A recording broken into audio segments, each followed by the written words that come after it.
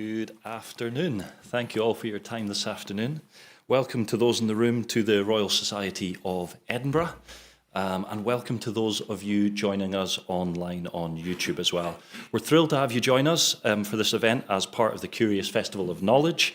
My name is Scott Davidson. I'm the Deputy Director of Sustainability at the University of Edinburgh, and in a moment I will introduce our three panellists for our talk today as well.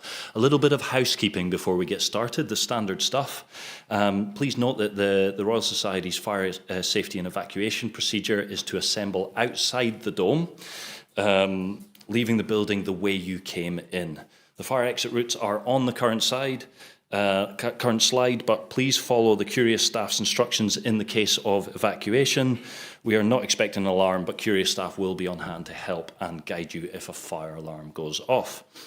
Curious staff, please give us a wave from the back of the room. There you go, you can see them there.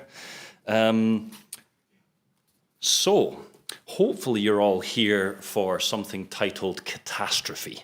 And as such, we'll try not to depress you too much. We'll get into answering the question, which originally was, how does the context of enduring catastrophe help us reimagine our human and social relationships?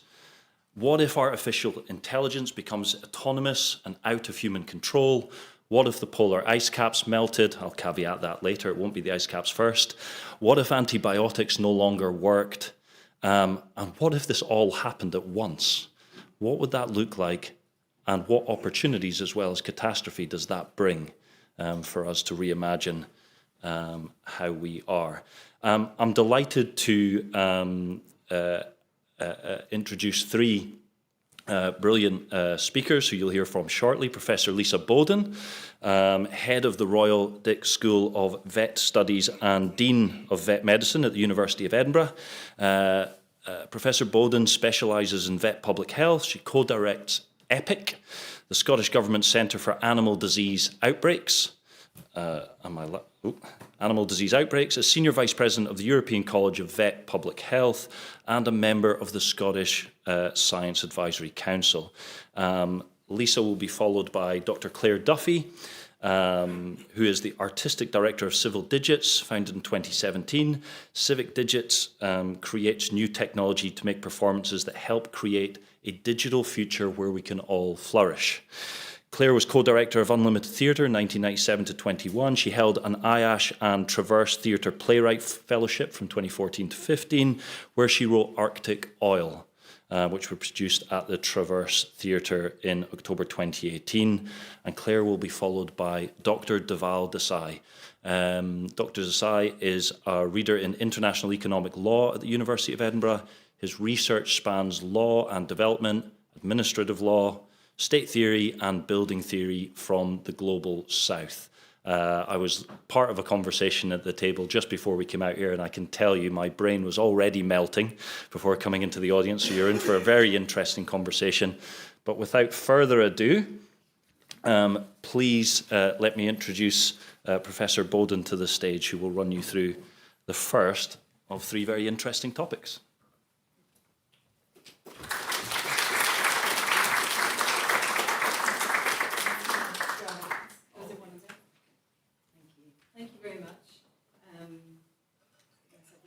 Before we start.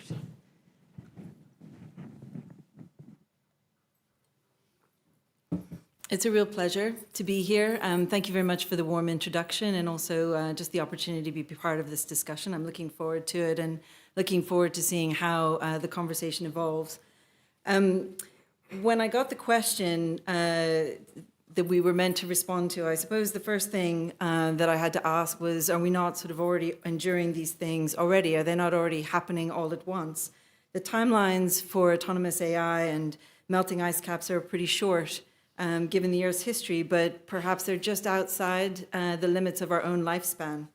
And maybe that lulls us into a false sense of security.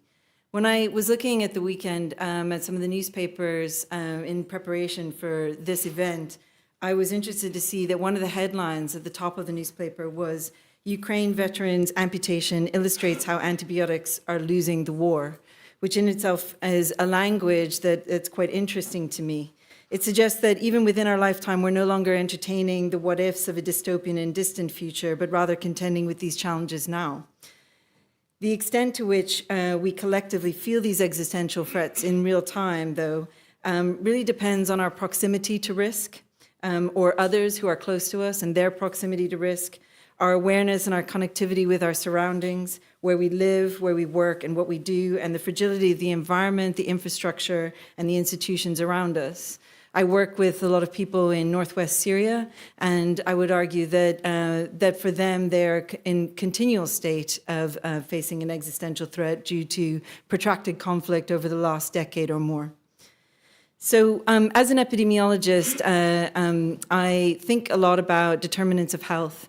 And in particular, I think about them as drivers of change. And what I can say is that the drivers of change are changing, and they're amplifying and they're accelerating. And it is becoming much more important for us to understand the interlinkages and interdependencies between those determinants of health, not only for people, but also the relationship for animals and the environment, and how these things correlate. In the context in which I work, in an academic context and in a policy context, we look at these interdependencies and we unearth them and we explore them through the lens of something called One Health. And that One Health approach is, in principle, trying to drive multi-sectoral, multi-organization, and multidisciplinary collaboration, which allows us to mobilize knowledge across different disciplinary boundaries or geopolitical boundaries or institutional boundaries so that we can better communicate, coordinate, and collaborate to find solutions to the world's greatest challenges. But in practice, when we try to operationalize One Health, it sometimes becomes problematic, and we've seen that perhaps all of us during the COVID-19 pandemic. On the flip side of that, new technologies and faster access to better quality data offer us some optimism for effective evidence-based decision-making. It allows us really to think about answering and moving the right knowledge and expertise so that we can answer the right question at the right time. And our biggest challenge then isn't really about what we know, but our preoccupation must be about deciding what is the right question, what is right, for whom, and who gets to decide it. So I've been called a catastrophist, but that's a misunderstanding of what I do. My work really requires me to think and plan for plausible but low likelihood, high consequence events like disease outbreaks. And I explore this really using risk governance approaches for both near-term, immediate, and long-term threats to One Health, not just in high-income countries like the UK, as Scott introduced me for Scottish Government, for example, but also in fragile and conflict-affected states, as I mentioned, so in particular Northwest Syria. And I can draw a few contrasts between that, which might be a little bit helpful to this discussion. In high-income countries, improving preparedness for catastrophes like disease emergencies is sometimes conflated with improving resilience, and they are related and potentially mutually supportive, but resilience is really about our ability to change and adapt to challenges. And if I am then to reflect on that more deeply, then I might conclude that what we're doing when we're improving preparedness in a high-income country is really protecting what we have so that we can remain what we are and we continue to do what we do uninterrupted. We often use the term business as usual. That's what we're trying to get back to. We're trying to invoke business as usual as a measure of success. And that might explain why threats to One Health in high-income countries, so anti-microbial resistance, for example, or climate change or other types of emergencies, are then framed as preventable. But they're still threats that are threats to our security. And as those threats accelerate and amplify, as I said, it becomes harder to assess and manage those one at a time, and we need new ways to respond. And if we draw a comparison to those people who live, for example, in lower and middle income countries, or indeed in those countries which are fragile and conflict affected, they are facing these multiple concurrent existential threats all the time. In fact, as I alluded to in the beginning, if you're a child born in the last 10 years in Syria, you've never lived a life that isn't under a continual and proximal existential threat, not only to your survival, but as well as well-being. So viewing that pragmatically, it's more there about coexistence and thinking about mitigation and adaptation as characteristics of a sustainability agenda instead of a security one. And that is quite an interesting contradiction because at an international level and from a global perspective, when we think about international health and environmental governance challenges, securitization rather than sustainability is the dominant trend for decision making. It's more expedient. The ability to securitize an issue, for example, the AMR apocalypse, depends on the recognition of an existential threat and then urgent action to implement what is considered exceptional countermeasures with limited time period to make them under decision making. It rests on fixed ideas of what success looks like. It presupposes, for example, short-term economic growth and a return to work, if we're thinking about a return to business as usual after the pandemic. And that itself might perpetuate conditions that contributed to the catastrophe in the first place. So it becomes this vicious circle. The outcome of securitization, too, is usually a redirection of resources away from other people, other places, other things, just to be able to implement those policies or emergency measures to mitigate this threat. Securitization, therefore, elevates the issue so that it sits outside the sphere of normal politics, outside the sphere of public scrutiny, and even sometimes outside the sphere of budgetary constraint, economic analysis, and cost-benefit thinking. The language around securitization or speech acts in order to be able to create that sense of urgency isn't always effective, though.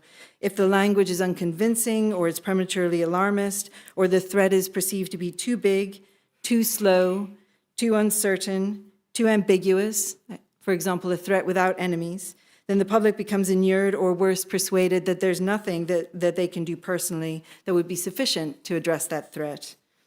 This creates a space for risk capitalism, that's investment in people and businesses, sometimes with a lot of power.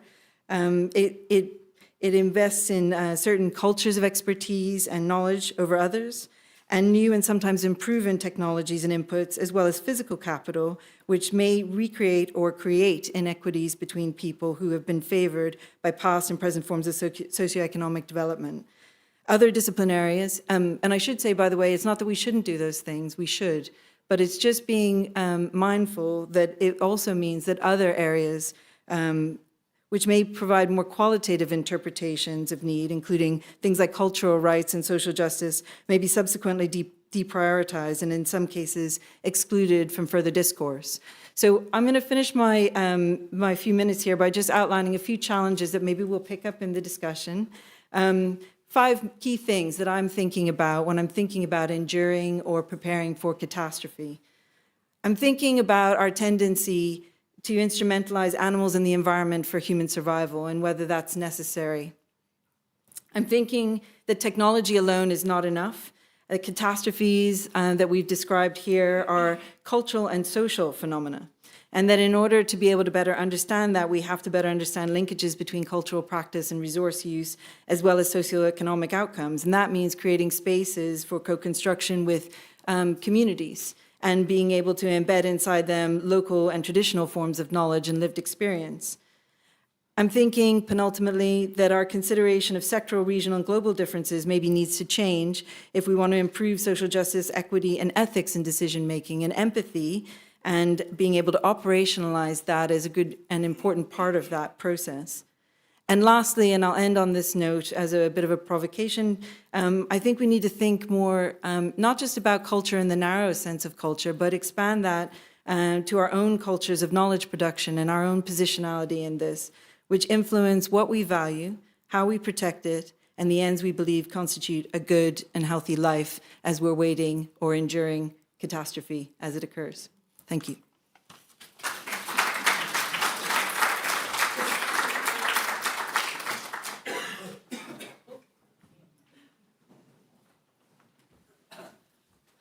Thank you, Lisa. That was really interesting. Hello. I'm also really honoured to be invited here. I'm a playwright, and I would say that drama, which is the form that I've spent my life thinking about and studying, is arguably the exploration of the tipping point of catastrophe. We use the word catastrophe typically to mean disaster and ruination, but the etymology of the word catastrophe is quite interesting, actually. It comes from the Greek meaning an overturning or a sudden turn. So writers create characters who are negotiating with catastrophe in their personal lives, and the story negotiates how a personal catastrophe changes or turns not only the characters' lives, but also the world and the future of the world. So I wrote Arctic Oil through the fellowship at IASH in 2014 and 15, and it was produced, as Scott said earlier, at the Traverse Theatre in 2018. Arctic Oil was originally going to be about the interpersonal conflicts on a boat heading to protest against the first oil rig in the Arctic. But I became pregnant when I was starting to write, and that was definitely a sudden turn in my personal life. I was delighted to be pregnant, but it was a very difficult pregnancy with frequent and dangerous bleeding. And therefore I found it, well, not therefore, but it turns out I found it impossible to write while I was pregnant. After I had my lovely and healthy son, the play changed completely. It became about a woman who wanted to leave her baby with her mother for the weekend so that she could go and join that protest boat. Her mother was a climate change denier, and she prevented her daughter from going by locking them both in the bathroom for the night that the daughter intended to leave, and she did that by pretending to swallow a key. They battle it out for 65 minutes, learning slowly and against their wills to listen to each other. At the crisis point of the play, the mother thinks that she's killed her daughter, and when she discovers that she hasn't, that her daughter isn't dead, she then tells her that she has breast cancer. And so I suppose this play was trying to pit the personal against the political and ask how we can continue to live in the face of the extermination of the human species, to which there are clearly no easy answers. Since Arctic Oil, I have been very focused on interactive and participatory theatre, using and making technology to explore the dangers and the joys of the internet. My most recent project is called Many Good Men. It is about the radicalisation of masculinity online. It asks what makes men of any age, but particularly young men, vulnerable to being influenced and groomed online until they are violently misogynistic. It tells the story of two football players who are witnesses to an incel shooting. An incel is it's a word that refers to involuntary celibates, for people who don't believe that they'll ever have a romantic or intimate relationship because they're too ugly and because the world operates under an ideology of lookism. So it's a kind of cult that's online. These football players, they don't know anything about incels, and they're both traumatised by the event, and they're also outraged by this concept of inceldom. So they set up a campaign called Many Good Men as a call to arms for men to step up and take on incel ideology. However, as they research incel content online, they themselves become radicalised by the content that they find there, and they end up destroying the positive relationships in their lives because of it. So I co-wrote two versions of this play with a group of young women and a group of young men in Edinburgh, and I presented it at Hearts Football Club in February. Many Good Men is an interactive experience. It's a piece of digital forum theatre where at the end of the play, the audience are facilitated to change the story. The story is rewound and the audience are given the space to negotiate with that catastrophe themselves, to either create a new character who could do something to change that downward spiral of the original story, or to find ways to change or help the characters in the play. So thinking about this idea of catastrophe and how it relates to my practice, I thought really both these plays and perhaps all of my plays are about the challenge of listening.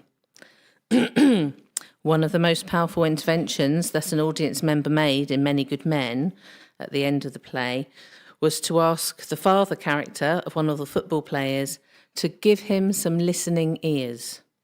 And this audience member wanted to tell the father that his son needed his love, and that love had to be shown through really listening to what he was saying and to who he was. So I think in my practice as a playwright, I'm exploring how to create communal spaces communal spaces where people who fundamentally do not agree with each other can nevertheless listen to each other and make those spaces safe enough for the possibility of change to open up, to create the conditions for a turning to be possible, perhaps not suddenly, but solidly and actually. I think fundamental changes, like shifting the global dependency on fossil fuels or the legacy of thousands of years of patriarchy, at least in Western culture, can happen. I think it can happen through community, if people are able to listen to each other and can commit to being present for each other in the long term. The catastrophe of the ice caps melting, or of some men feeling so lost and alone that they hate and violently blame women, are terrifying prospects. And we need to discover a rigorous collective emotional practice together if we're going to address such enduring catastrophe.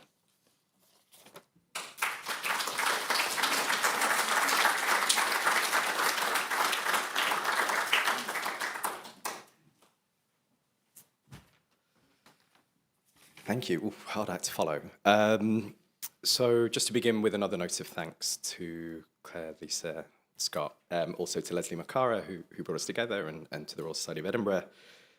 And I guess to begin with what I do, which is, so I think about comparative law and governance in the Global South, which is basically looking at the details of how stuff gets done, sort of in and across the Global South. Now, today we've been talking about, and will be talking about, how we respond to catastrophe or crisis, how we find some sort of political, social, economic, ecological way to live together in a volatile world. And I just want to say that it turns out that this has been a feature of governance in the Global South for a really long time. And I want to make the case, furthermore, that we actually, as a result, have quite a lot to learn from the Global South. And I'm just going to give you an example. So in my work on public finances, fascinating, I know, I've explored how India, Tanzania, Kenya, many other former British colonies have a whole host of what we might call special purpose welfare funds. So these were initiated during the colonial period and are still gathered to tackle some range of societal crises or vulnerabilities. So this includes the plight of tea farmers facing changing ecological conditions, the plight of construction laborers, informal construction laborers, all the way through to sanitation or providing famine relief. These funds, as I've tried to show in my work, have tended to be hugely underspent, with balances of billions of pounds just sort of remaining on the books for very long periods of time. Decades, many, many decades. And what I try and show is that this is a feature and not a bug of initially colonial and then post-colonial governance. So the money's collected to tackle the particular social vulnerability, the particular catastrophe or crisis du jour, and then it piles up, and then they get remobilized eventually to tackle one or another emerging shock or challenge. So this was true for famine or disaster relief in colonial times. Whenever there was any sort of emerging threat to rule, the pile of money for construction workers or whatever it might be gets thrown at this new issue. It remained true for COVID more recently, where in India, for example, around $6 billion was remobilized from funds set aside for construction workers and spent on COVID-related expenses for the general population. Turns out that this pattern of collection, underspending, and remobilization is not just in the Global South. In recent years since COVID, the EU has rolled over and repackaged its social funds and COVID relief funds to tackle the climate crisis. And you see similar patterns in the US, in Germany, and so on. Now, these are framed at the time in the Global North as one-off rollovers. But think about them as a way of governing, as they are, as you might think about them in the Global South. And I think that they really change the collective aspects of how we live with volatility. So we have, in the Global North, let's say, and many countries beyond, whole political and social systems built around who gets to collect and spend our money and how we relate to each other as a result. But who or what is accountable for not spending this money and then remobilizing it? What sort of solidarity does not spending money and then using it for something else produce? So we might have agreed to taking on a whole lot of COVID debt with the same collective spirit as clapping for the NHS and looking after our neighbour. But as that money gets remobilized to manage spiking energy prices and then to provide material to Ukrainian military forces, as was the case with Germany's unspent COVID balance, who then are we bonded to and how? So, my contention is that we have quite a lot to learn from the Global South. First and foremost, I think, in what we look at when it comes to catastrophe. So in the Global North, political and policy debates around living with volatility tend to emphasize the foundations. Do we come together in a spirit of looking back, resisting change, closing borders, dehumanization? Or do we come together in hope, a belief in human ingenuity and collective care? How do we thread the needle between these? This is all well and good, but in the meantime, things get done. Systems get built, quite often on the hoof. Lives are lost and won. So I'm just suggesting that we might want to focus on the stuff that kind of seems ad hoc now, but is in fact perhaps an emerging way that we govern ourselves, and in doing so, make our collective lives. In other words, I'm trying to suggest through examples from the Global South that we have an emphasis, as I think we've heard from Lisa, on knowing, and from Claire on representing, but also we might have, or mine is a call for, the value of a focus on the ordinary day-to-day of doing. Second, related to that, we might not just be in the business of building more resilient systems or better governance for a better future. We might just be in a world where we're keeping a lid on things as we go. So again, we might want to be thinking not so much about how we're going to lead ourselves into a better or a worse future. Rather, over time, we might want to think about how we learn to live with less. Third, the simple point, how we patch things together today might change how we relate to each other tomorrow. Again, I think this might be in distinction to trying to think about how we relate to each other today with charity, with hope, with fear, that would then change how we patch things together tomorrow. Again, a focus on the doing.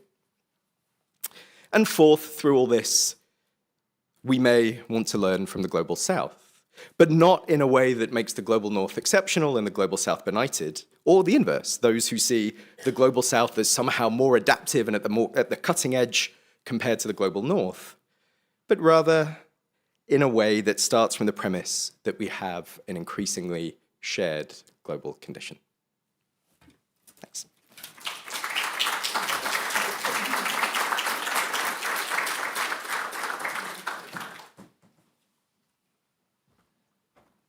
Hello again. Have we depressed you thoroughly yet, or are you feeling hopeful as a result? Thank you, Dev, Lisa, and Claire. Fascinating. I'm really having trouble keeping my own talk in mind whilst trying to absorb all of that thought-provoking material.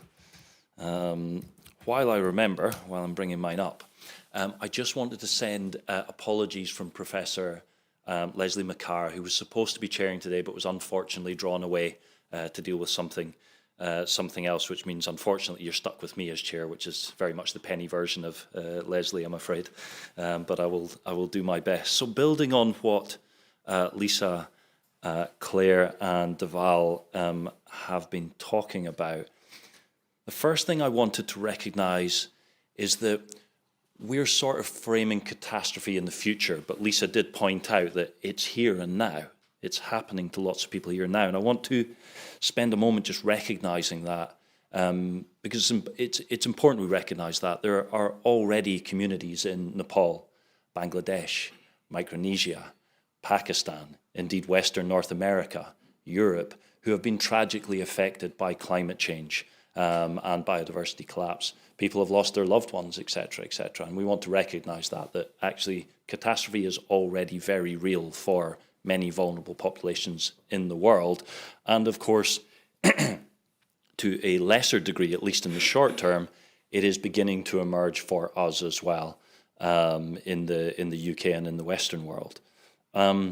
The other thing to stress is the urgency, particularly in the climate change side of things. So stick with me a moment for some numbers and some science. I'll be as quick as I can. The Intergovernmental Panel for Climate Change suggests that if we do not reduce our emissions by around 43%, and I suspect we'll get an updated number shortly that will be higher than that, around 50%, by 2030. By 2030, there are a series of climate tipping points that might be triggered. Climate tipping points are natural, they are events around biophysical systems, big biophysical systems, I'll mention a few in a moment, that once triggered are irreversible. They play themselves out. Now, they play themselves out over hundreds or thousands of years based on the best science we have available today. So it's not now, but once they start, they don't stop. To give you the 5 climate tipping points that become more likely than not at 1.5 degrees Celsius, which we're on target to overshoot, they are the collapse of the West Antarctic ice sheet, the collapse of the Greenland ice sheet, the collapse of the Barents Sea ice, the abrupt thaw of boreal permafrost, and the die-off of low-latitude coral reefs. To give you one example of why these are important, the abrupt thaw of the boreal permafrost would release vast reserves of methane, huge amounts that are currently frozen into that permafrost at the moment. We're beginning to see bulges in some of those areas as the methane begins to, as the permafrost begins to thaw. If the 3 bits of sea ice that I mentioned there, not the polar ice caps, but those 3 particular parts are the more immediate concern, that's 12 meters of sea level rise right there. Now, that would devastate areas like Bangladesh, low-lying areas with vulnerable social systems there. But it also affects us here. If you want to have some fun, I'm not sure you call it fun, go online, find a sea level rise map via Google, zoom down onto the Leith coast and bump it up to 12 meters and see what Leith looks like at that point. Now, again, we're looking at hundreds of years in the future. We're not looking at the current generation, but it is to say that catastrophe is already with some parts of the world and is coming for the rest of the world. So enduring catastrophe is very much a real thing that we will all be adapting to in the future, and our future generations will be as well. So on to more cheery stuff. Acknowledging that that is real catastrophe and people are losing loved ones. What about a positive side to that, if you can draw a positive side alongside all of that catastrophe? Is there an opportunity for something better here for us?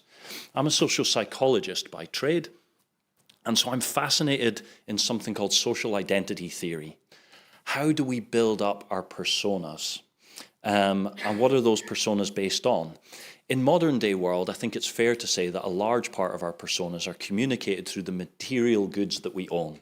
The cars that we drive, the houses that we own or rent, the clothes that we wear, the hair that we style, all of those things are expressions of us. And that is in large part driven by materialism and consumerism, the things that we buy. Now, the things that we buy in large part in turn drive a lot of the challenges that we face on the environmental side. So climate change is in large part driven by the massive consumption of resources at the rate that we do. Biodiversity loss, similar. And to give you a sense where we are in that, the emerging scientific consensus is that we are either entering or we are already within the 6th mass extinction. What was the 5th mass extinction? Dinosaurs, exactly that. So it's no small thing. It is a massive thing. And the dinosaurs were a relatively small mass extinction. We only lost about 60-70% of life on Earth for that one. The second mass extinction about 1.5 million years ago lost about 95% of life on Earth. So a mass extinction, to think that we are entering or that we're within a mass extinction now, my goodness, what does that look like in a couple of hundred years' time or a few hundred years' time? And again, in large part, driven by consumerism and the materialism that underpins certainly the Western world's social identity to a large degree. Not only, but to a large degree. Everybody in this room will have microplastics or chemicals from the PFAS family within your bloodstreams. It may be within your brain tissue, It's been found within the milk of breastfeeding mothers, within the bloodstreams of fetus within the womb. It's everywhere. But we don't yet know or understand the full health impacts of that. And Lisa's comments on One Health earlier really bring that together beautifully, because you're looking at chemical pollution there, interacting with nature, coming back into our own human health. It's a great example of that One Health sort of angle and approach. And again, consumerism, materialism that underpins that drives the plastic through our systems, through this linear economy that we have. So, given that that's based on our identity, or it drives or provides a platform for identity, what could a different identity look like for us? There's a brilliant book written by Professor Tim Jackson a couple of decades ago now called Redefining Prosperity. And what could prosperity look like that gives us an alternative social identity? Could it be based on the role that we play within our communities, the knowledge creation, the plays we write, the art we make, the nature and societal elements that we regenerate, and the way that we play a part in our communities? Could that be a core part of our social identity? It is a part of our social identity already. Being part of the RSE will be some part of some of your social identities. But could it become a more primary part, where we downplay the material and consumerist part of our social identity? And there's some interesting questions that come from that, because that's a very provocative idea. It gives flavors of anti-consumerism or anti-capitalism that usually gets the antibodies going in at least some part of the audience. So what fear does that trigger? The loss of material goods, the loss of status that you've worked so hard to create, as I have, the loss of things that we've worked so hard for, financial insecurity. What does that trigger in you when you think about a different social identity? But also, what joy does that idea create? The gaining of time, the strengthening of community, more time with family, with grandchildren and children. The 4-day week is gaining traction. We're, soon, in the not too distant future, I think it'll be fairly standard for people to work 4 days a week instead of 5 days a week. Just like we started working 5 days, and before that it was 6 days. We could see more of a change towards that. So what joy does that idea bring to us as well? Look forward to some challenges in the panel session, which I think we are just about ready to do. If my panelists can come up and join me, that's the end of my bit.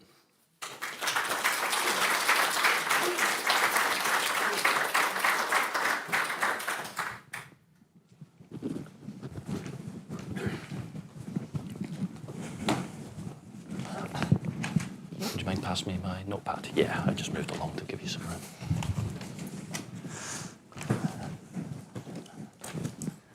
Excellent.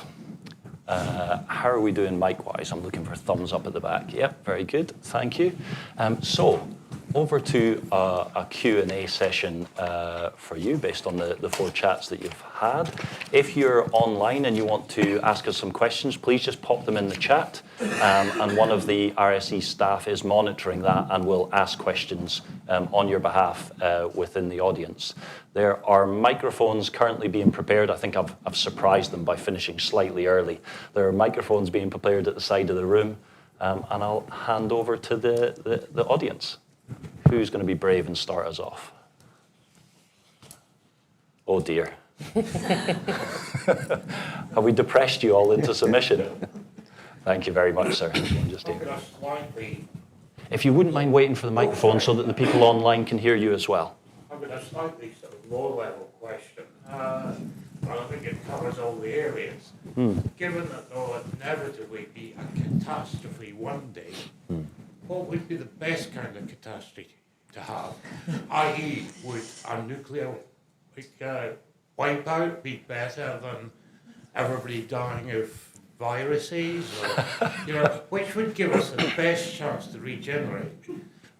Given somebody told me once that this might not be true, that Genghis Khan was the first conservationist because he killed 1 million people who were deforesting the steppes, and the steppes had a chance to regenerate and the people got a chance to regenerate. I'm thinking of it in these sort of contexts. A bit flippant, but it covers all the areas. And I just wondered if you had a best catastrophe. Oh, who wants to cover that one? Anyone chomping at the bit for that? It's a balance, I think. Yeah?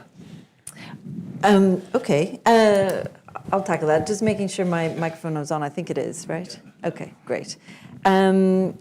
My answer to a question like that is always with a question, and I actually articulated a little bit inside my sort of opening statement, which was, and it was something that I also asked everybody in the panel too when we had a little session beforehand talking about the things, like, what does good look like and for whom and who gets to decide? Because when you're talking about that, it's about as though there's some other entity outside that is trying to take some sort of utilitarian approach that has that sort of foresight and thinking about what good looks like for the world. And then what that then means is that it sort of reduces those particularities of those different contexts that we have across the world into sort of a singular type of future. When we do a lot of futures planning, so part of my role in EPIC, and which is the Scottish Government Centre of Expertise, is to think about long-term futures. So trying to lift ourselves up out of our current constraints and then think sort of 50, 60, 100 years into the future, probably less if my Scottish Government colleagues are listening online. But what that asks of you to do is to think about futures where there are opportunities and challenges for multiple groups, recognizing that actually there is no one best catastrophe, that actually in the face of catastrophe we're going to have very different experiences.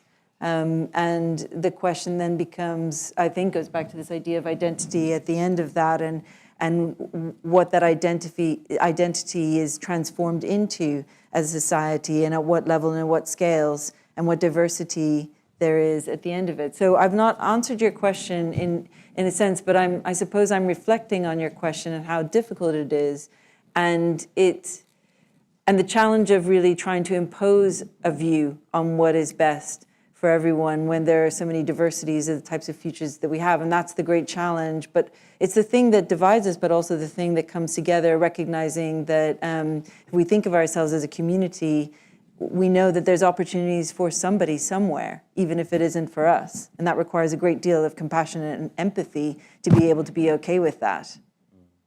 That answered my question. Okay. Oh, that's okay. I was thinking just a stage ahead of that is it not people that are causing most of the catastrophe?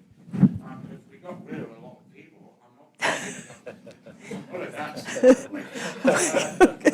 We'll get a lot better chance to heal. Say a big disease or something like that. Would we heal quicker?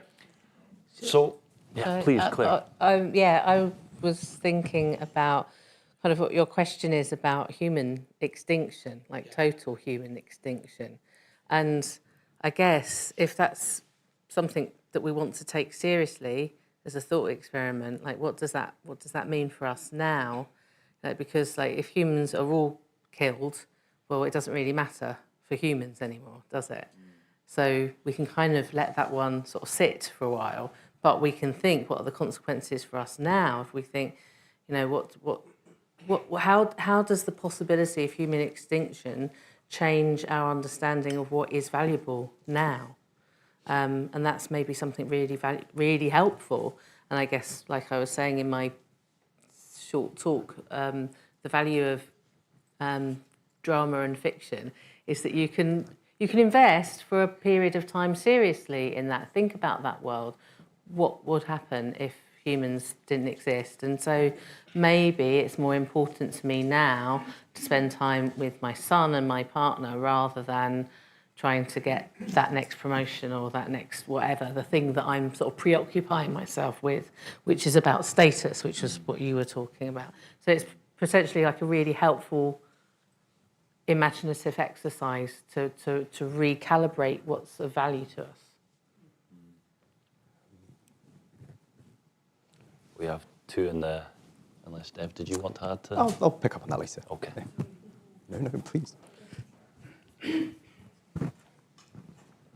Hi there.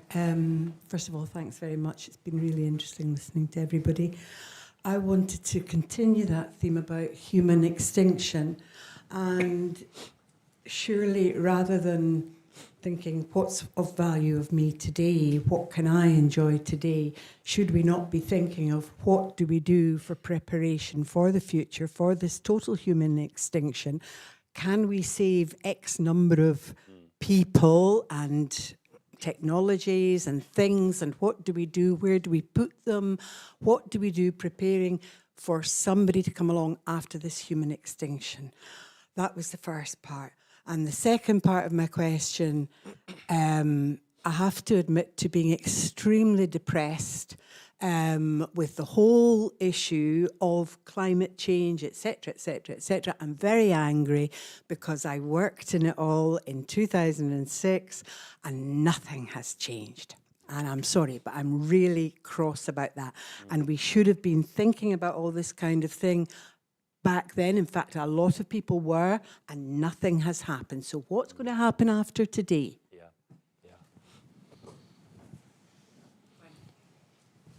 You want to? Sure. So I guess the first question that you had, as you said, sort of ties into the earlier question. We already have whole swathes of people who are going extinct, right? Who aren't just vulnerable, but who are suffering and dying. And that's not evenly distributed, as many have pointed out. The perspective from coastal parts of India looks very different to the perspective here. The perspective from parts of Sudan at the moment looks very different to here. The question that I think underlies both of the interventions, and I think is reflected in my co-panelists' thoughts as well, is that you're asking not just a question about value and what we value, but the ultimate question about what we value. It's put in really stark terms when you say, well, let's think about the possibility of human extinction. Is that a good or a bad thing? That's a fundamental question about ultimate value. So we've had a few different ways of trying to help us think through that. No one's raised religion and spirituality. That's one traditional way that we've done it. We've also had the idea that aesthetic stuff, art, representational practices can help us for a moment try and work out how we tackle that question of ultimate value. What are we all worth? There's cognitive efforts, can we think philosophically and morally about how to do it? I've talked about the practical. No good answer other than to say something that's not very helpful, which is it strikes me that a thing that's particular right now that might be a little bit different to what came before, even during Genghis Khan's time, is that our very ability to come together and think about what's valuable is way more difficult than it used to be. Partly because we're so much more interconnected, but as a result, it's not clear who our communities of value are. We as much are in the same boat as someone in coastal Bangladesh when it comes to, someone in Leith is in the same boat as someone in coastal Bangladesh when it comes to the 12-meter sea rise, as on another level, they're absolutely not. I mean, they're totally not in the same community of value. They're vulnerable in different ways. They might have different forms of valuation or different core values. And then even more so when we're trying to think about that fundamental ultimate question about what are we all worth collectively, that's another way of saying how do we think about value beyond humanity itself and what grounds do we have for that?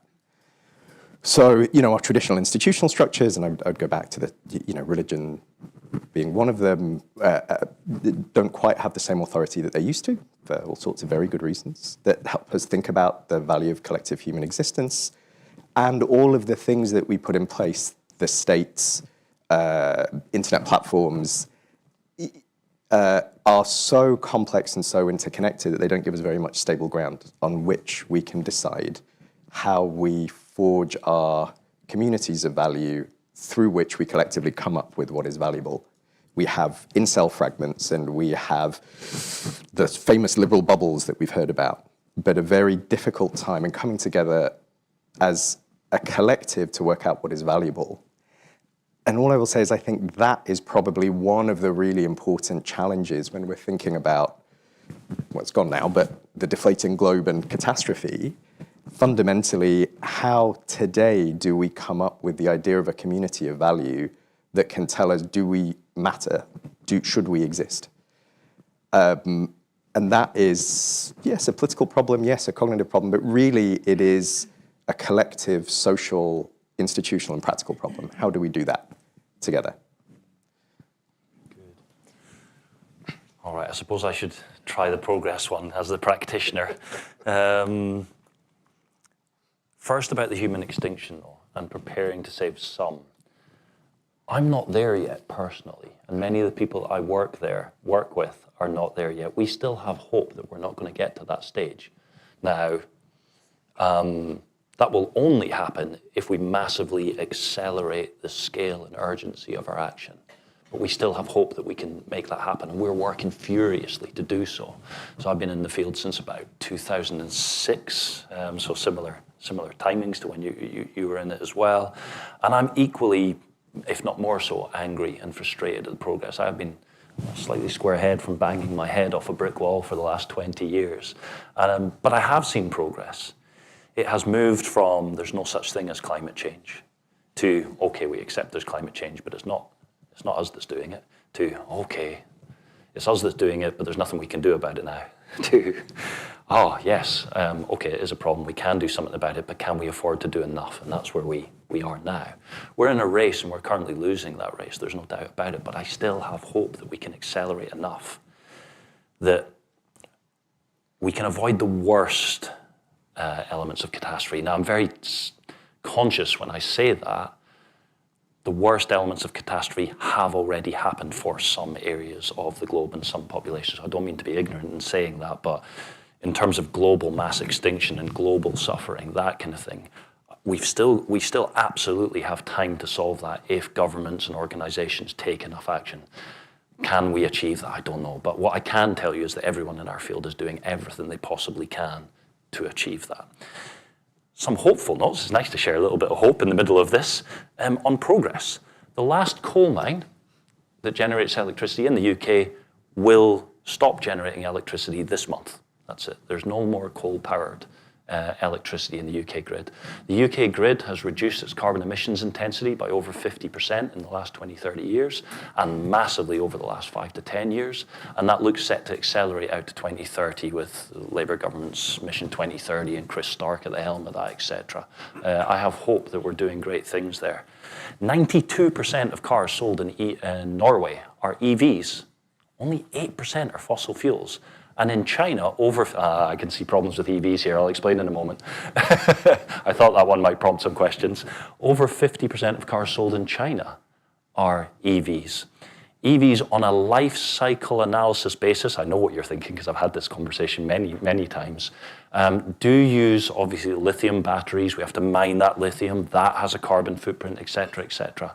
Even taking into account all of that on a life cycle basis, in a country like the UK, have about 80% less of a carbon footprint, even taking into account the mining of the battery and all that kind of stuff. Because remember, oil and gas also needs extracted with all the infrastructure that goes into that. So it's a huge reduction in our carbon emissions by shifting to electric vehicles. Clearly better to cycle, walk, and use public transport if we can, just to get that one in there, as I do. Through the United States Inflation Reduction Act, I forget the figure, 369 billion put aside for green technology, and that's shifting things dramatically in the United States. The EU Green Deal package, 250 billion put aside for green technology. So the technological change is now happening at pace, but it doesn't answer the fundamental question of social identity, consumerism, and a linear economy. We have not cracked that yet, and I wonder if we will be able to crack that in time. But I do see big signs of hope. I feel like it's a race and that we are in that race, but we are behind where we need to be.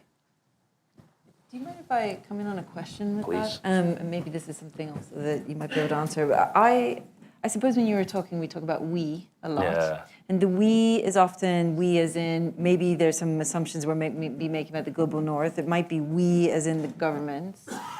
We as in fixed institutions. And I suppose my question / comment is whether or not there's a lot of action that happens at personal level. So in answer to you, I suppose like personal litigation, corporate responsibility moves the dial a bit faster if we have to operate within a capitalist worldview. You know, if that is if we're playing that game, then we have to play that game, you know, to sort of start moving things forward. So that's my question observation.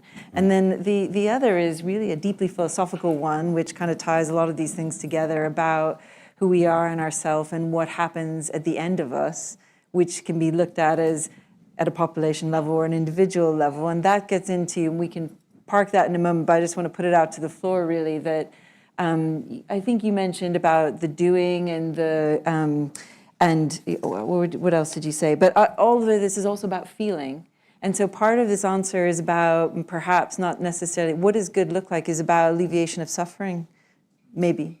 And that gets back into the spiritual and in contention about what does a life look like and why are we so concerned with looking at it at an individual level or even at an intergenerational level, at the level of our own families for the self-perpetuation of our own species when, you know, we might take a different approach. And perhaps there's a more peaceful way to try and negotiate this at multiple scales of action that are internal, but then are also, if we want to operate in that world, try to drive change faster when we think about who's we, and we do we a lot, you know, like, but I'm not always sure. I always have to question who we mean by that, because some people are slow and others are fast, but maybe that's something you could, maybe it's a question to answer. Yeah, a quick one for me. For me, the we in that one was probably from quite a defensive position that we're trying our best. And what I meant by that was sustainability professionals, people like me who are in organizations trying to drive change as fast as we can.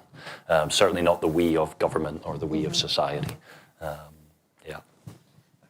For me, I think that is the puzzle that I think is important to keep putting on the table. It's the crafting of a we of value.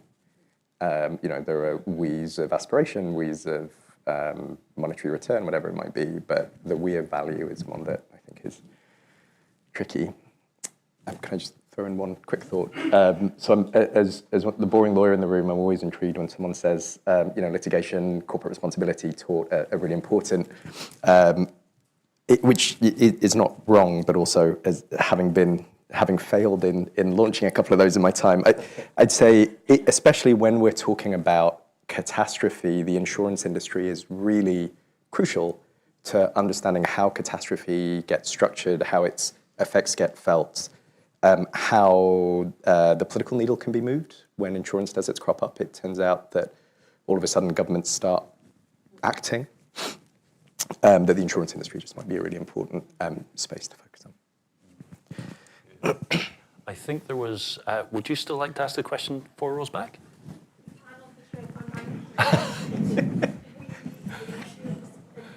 Okay. Perhaps the only part that's left unanswered is a lot of good work seems to be happening in a lot of places. But it seems to me that it might be piecemeal, and I wonder to what extent is there global effort that's coordinated, and is that the answer? Is that how we tackle this? Because it is a global problem. Yeah. Who wants to do IPCC and NDCs and? Don't know what any of that. I'll maybe do that in a minute. Yeah, I don't know. The thing, a couple of words that have still ringing and resonating for me. Somebody talked about feeling, and somebody was talking about spirituality. I think Lisa, you said feeling, and you said spirituality, and I feel like that's something that needs to be maybe pulled into the conversation, particularly if you want to talk about the global, because there are some world religions that are there and they were created for reasons, and maybe we still live with some of those reasons, even if we don't like some of the functionality of those world religions. Maybe there is something in there about, and maybe that's sort of part of my urge to use art as a way of engaging with feeling. And that word feeling, the word that comes to my mind in this context is grief. How do we think about grief? How do we manage grief? How do we, have a practice of grieving? Because if you're talking about extinction of humanity, then that must provoke some kind of grief for the humans of the world. on some level, and some kind of practice of engaging with that might allow us to be more hopeful for a world without humans, to be more accepting of a world without humans, if that is something that is to come, but also more proactive about not allowing that to happen, because because I know from various bits of research that I did for Arctic Oil, that I believe that a lot of the reason why you have climate change deniers and also people who maybe don't completely deny but don't do anything or don't really take it seriously is grief, is a difficulty in actually accepting the reality, and that is a grieving process issue, I think.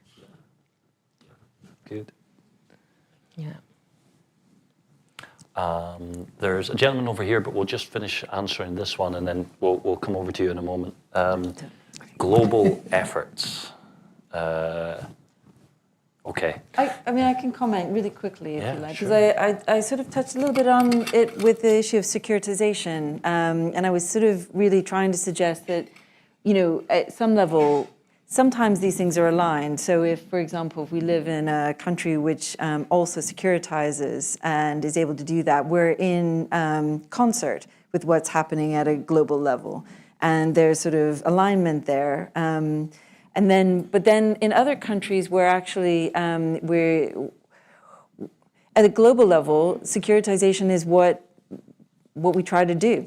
In order to move urgent action and funds and resources and actually be able to catalyze action that way. But when it comes in alignment with countries that are perhaps, I think, you know, you alluded to some examples, I did too, of countries which have other catastrophes that are present, proximal, more important than the one that is being sort of securitized at the time, then you have this cognitive dissonance between what is happening at the international and the local level. And that's why, that's not why, but speculatively, one might imagine that's why it's difficult for certain countries to, for example, mobilize national action plans for antimicrobial resistance. I think, I don't know the number off the top of my head, but I think it's only, 11% of countries have national action plans right now, even though at an international or global level, there's a mission to do so. So that would be, I'm not solving that problem, I'm just articulating that I think all of us appreciate the idea of coordination at those levels and pulling together those pieces where things are doing really well, but also recognize that it has to not come just from top down, but bottom up. At local levels and local adaptation plans, and that is as important, if not more important, in order to catalyze action on the ground.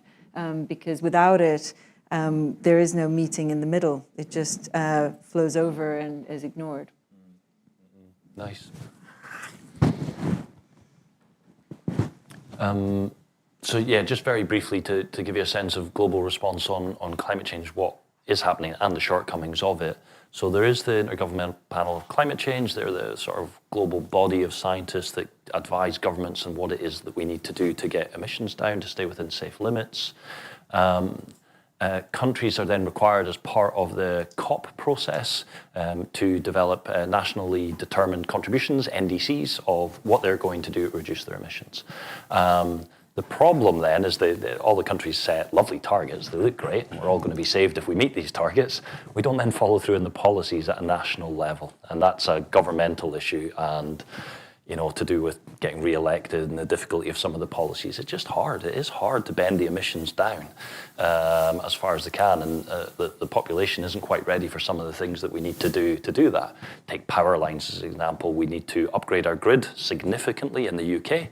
That involves some bigger pylons in some places like Bewley in the Moray Firth, up where I'm originally from. And of course, the people that are in the sightline and the local communities to that are not up for bigger pylons because it's going to, you know, destroy their views, etc.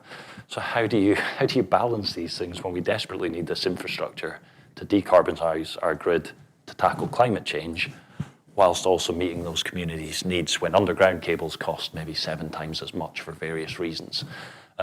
Very, very challenging. So anyway, we've got these NDCs. I think every government in the world is now signed up to the COP process.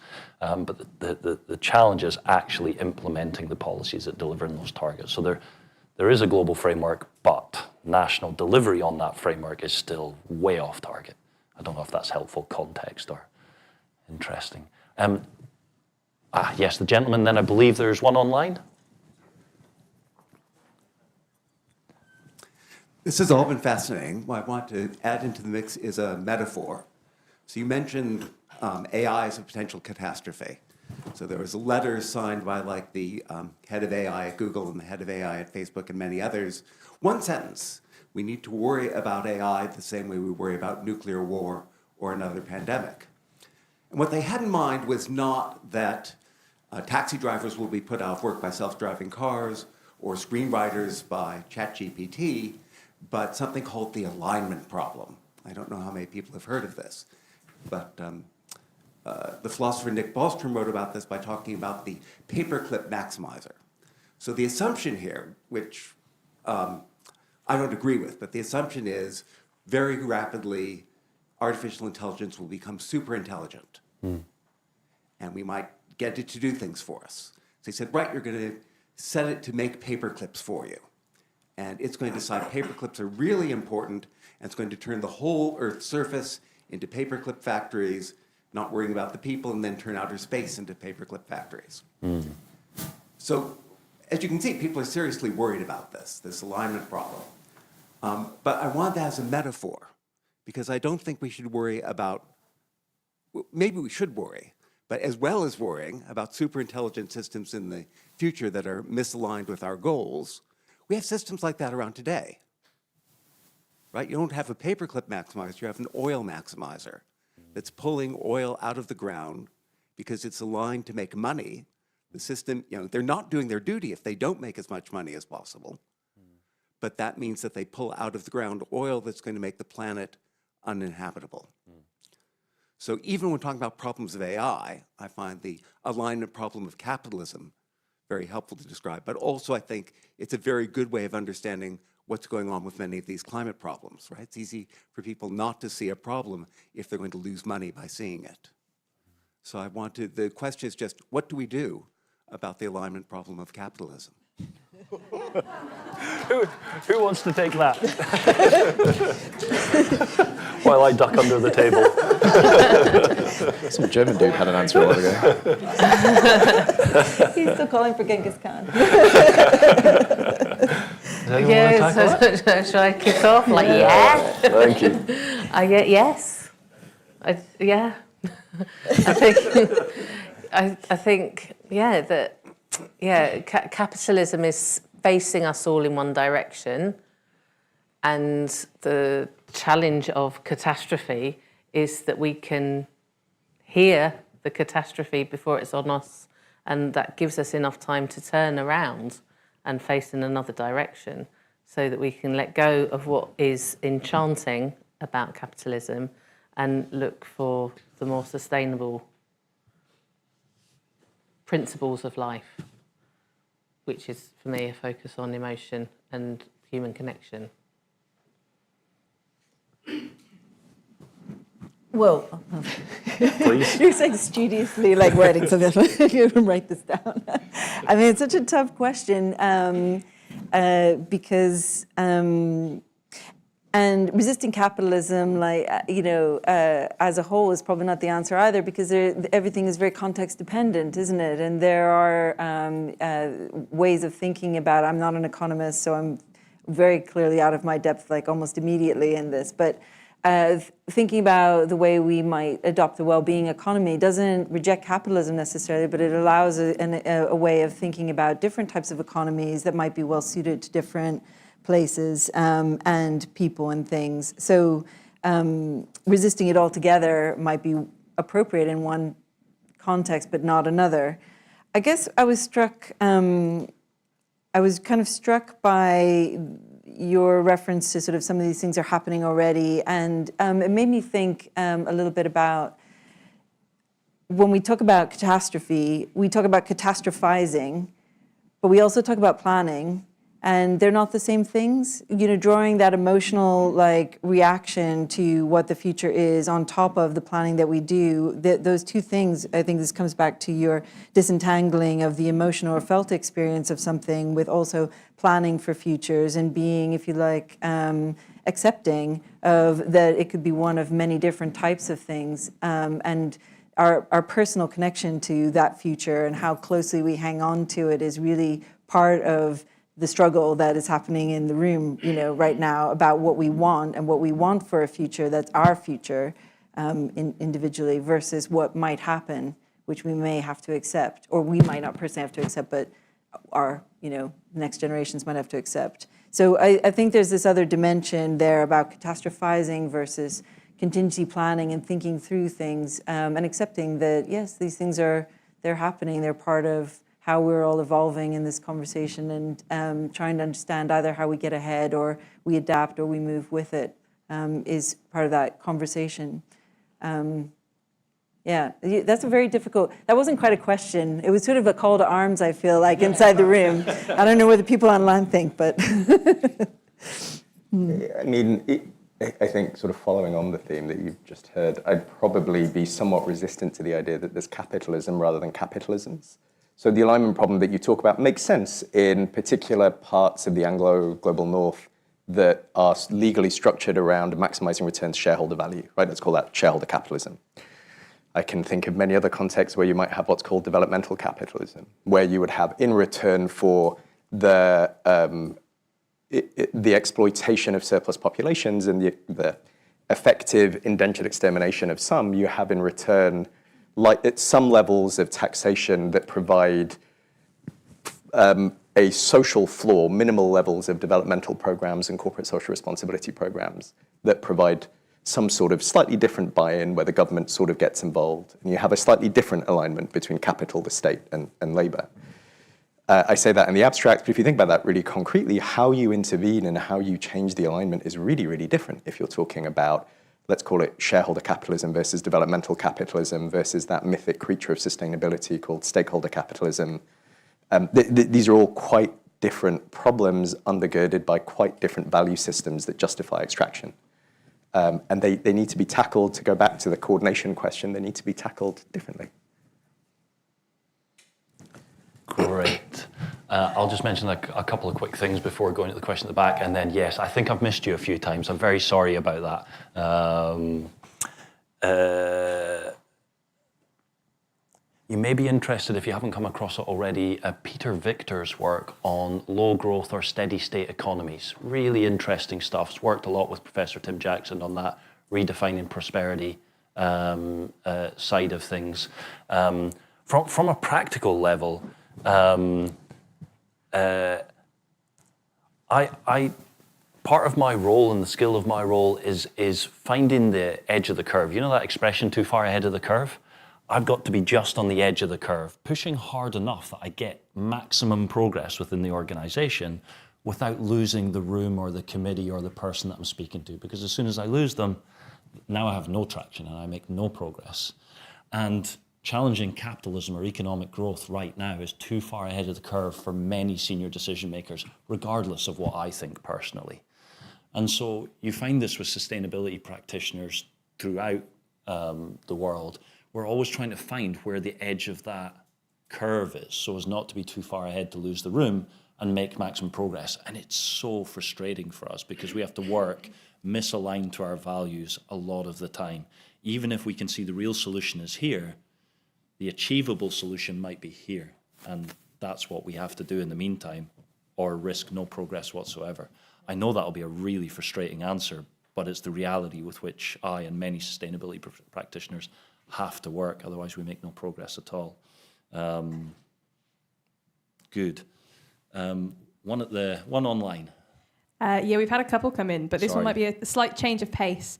It's from Alan that says, is there anything that gives you hope or optimism for the future in all of this? And I'll see if you have any anecdotes you'd want to share that maybe have given you that hope. Anyone? I feel hopeful. So I mentioned working in fragile and conflict-affected states. So I work with people who are Syrians who are displaced both internally and externally, and they face, they face an existential threat every day they get up. Some people, and yet they are committed They are learning, they are actively engaged in how to look at a long-term future. So I mentioned foresighting and futures planning, I think, or at least in my head I did, but I might have said it also out loud, where we look at long-term futures, and I do that here in the UK, but I've also done it with Syrians who are thinking about the future of food security. If you look at the statistics of Syria, I think there was something really, this was a while ago and I can't vouch for its authenticity now, but at one point they were saying that in order for Syria to get back to where it was in terms of agriculture post-war would take something like 80 or 90 years. None of the people that I'm working with are going to see that, neither am I. But yet they still keep going. And that's because the future that they believe in is a future that is them now. They're committed to people, and they're committed to each other, and they're committed to their community. And you have to do a lot of soul searching, I think, if you are in a displaced community about what it means to have solidarity when you don't have physical geography or things to hang on to. You have to think about what it means as a culture. And so a lot of the work actually, I started I'm a vet and an epidemiologist. I start very much in kind of this sort of positivistic culture, but now I'm doing a lot more work in cultural heritage and what that looks like and what identity looks like in those terms. And so when I look at that work, I think that's a very tangible place to be in terms of optimism and hope and understanding that things get tough and people keep going and they're committed. So I feel entirely hopeful in that sense. Yeah, I agree. I don't feel despairing. I suppose the thing is to think about what it is that you hope for. If you're hoping for a world where catastrophe isn't going to happen and that you don't have to deal with it, then no, don't feel hopeful about that. But feel hopeful that we can learn how to deal with it in a myriad of different ways in all of the different contexts. And yeah, so I think hope is a dangerous thing, but it's also dangerous not to have it. And the key is to think really specifically about what it is that you are hopeful for. Not an anecdote, but then I'm always a little bit suspicious of hope grounded in a very particular experience. It feels like it closes off what I find to be really important about hope, which is its capacity to bind with others. But so source of hope. Right now, the sort of catastrophizing that we're talking about seems kind of unusual in its scope, its scale, its complexity, that over here versus over there sort of gets eroded. We're all sort of increasing in the same boat. But at the same time, I get hope from, in particular, the historical work that I've done, where life goes on. It turns out that all of our ancestors will have faced an extinction level event for their particular community, their value community, whatever it might be, at some point. And that has been a source of terror and grief, but also there's been continuity through it. And a thing that strikes me also going through the historical material is a thing that's particular about today is the amazing spread of, to pick up a word that was used just a moment ago, solidarity, that while at the same time we might still imagine life being able to go on, the scope of solidarity with others is more heightened than I think I have encountered in any of the other stuff that I've looked at, which is, I think, hopeful. I will add to that hope. So you have 4 votes for hope across your 4 catastrophists, which hopefully gives you all a little bit of hope. And I'll give some concrete examples of why I have hope. We had a problem with the ozone layer, and the world came together and created the Montreal Protocol, and we solved that problem. We had a problem with DDT, and the world came to problem, and we largely solved that problem. The COP agreement in Paris, I believe, was the first global agreement where we've now got every country in the world signed up to it. We'd never achieved that as a species before. It's the first time we ever did that, just in 2016. And we're building on that now. And now I'm going to give you some rapid-fire joy from a man called Asad Rasuk, who I follow on LinkedIn, and I've popped up his good climate news this week, which I use to restore my fuel every week. Get ready for this. Zero carbon technology is over 40% of global electricity generation for first time in 2023. In an Asian first, South Korea's constitutional court orders government to back climate goals with more concrete plans for action through 2049. The UK government will not defend legal challenges to plans to develop the largest untapped oil and gas field along with a second site in the North Sea. Brazil, the country with the cleanest power mix of the G20 economies, hit 88% renewables in 2023. By curtailing cars, cutting steel capacity, banning some coal plants and ramping up renewables, China cut air pollution by 41% in the decade through 2022. Because of permitting reforms, Germany moved in just 2 years to deploying more renewables than any European peer. The US has awarded $521 million in grants to build out EV charging and 9,200 EV charging points, and I can go on and on and on. And I get this from this guy, and it's all new stuff every week. The amount of action going on in the world is mind-boggling. It's still not enough. We're still losing the race, but we are accelerating at a tremendous rate. So yes, I have hope. And I think we'll go to this gentleman here, because I think I've missed him a couple of times. Apologies. Well, I'm very glad you have. Because at times during this session, you made me feel more like Private Fraser in Dad's Army, as played by John Laurie. We're doomed. I tell you, we're all doomed. But precisely in the sense of you made a reference there to, like for example, electricity generation in Germany, for example. Coal still accounts for 26%. Of generation, and that was the July 2024 figures. Yes. And indeed, so I think basically what strikes me throughout all of this is the way in which, and this is you reference, for example, Scott, the European Green Deal, where we've seen an enormous rowback on that. I mean, people are rowing back at it, not just nationally, but at the European level. Whether the von der Leyen Commission, which is just coming in September, September, October, is going to be as committed as it was 5 years ago, is very much open to question. In America, well, we know what the stakes are in America, and the IRA, not the IRA, the Inflation Reduction Act. A lot of the projects have actually not even started. I mean, they're not being done. There's no money for them sometimes.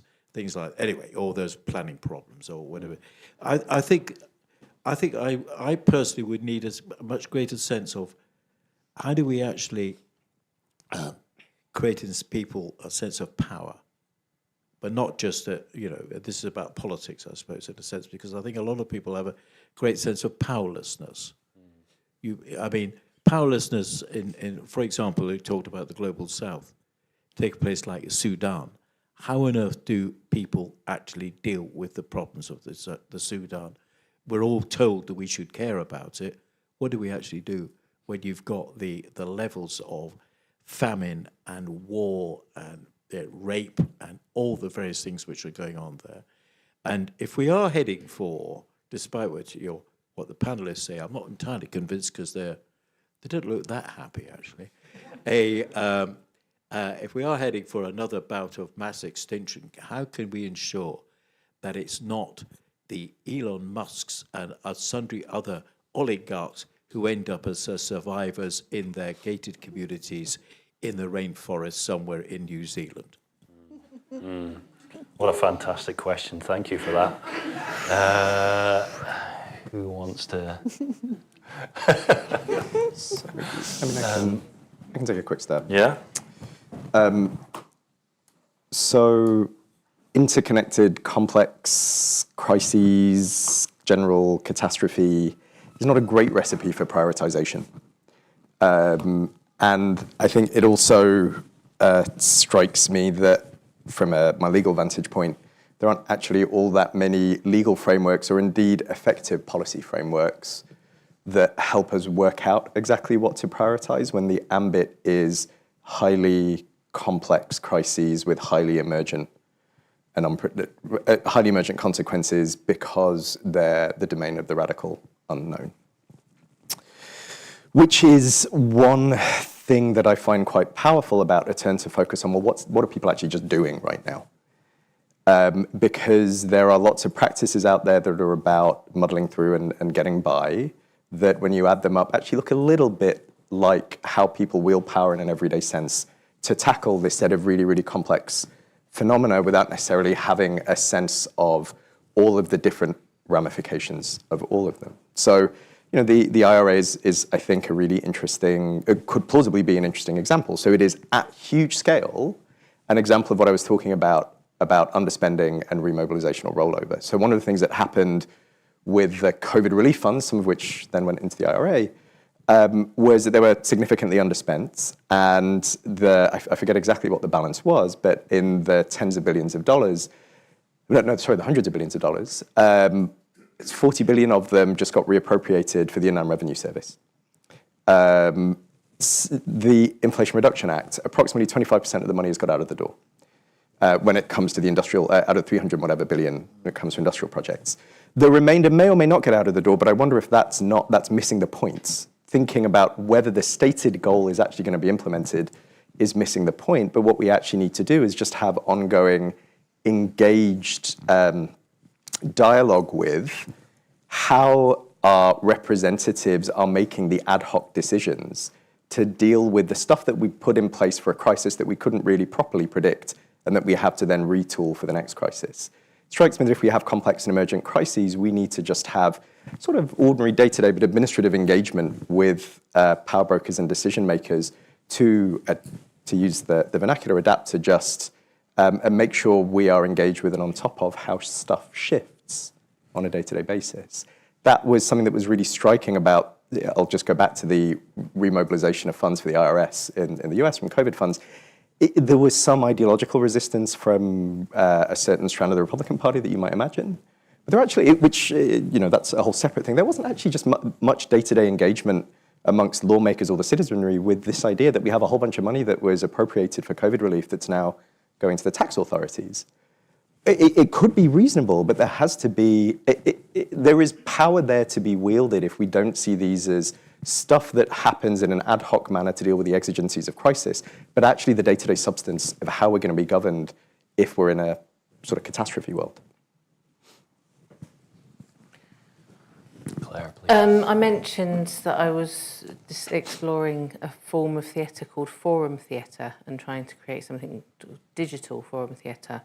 Forum theatre was created by Augusto Boal in Brazil during a dictatorship. So he used the theatre spaces to become places where citizenship could happen and then be taken out by those participants into real life.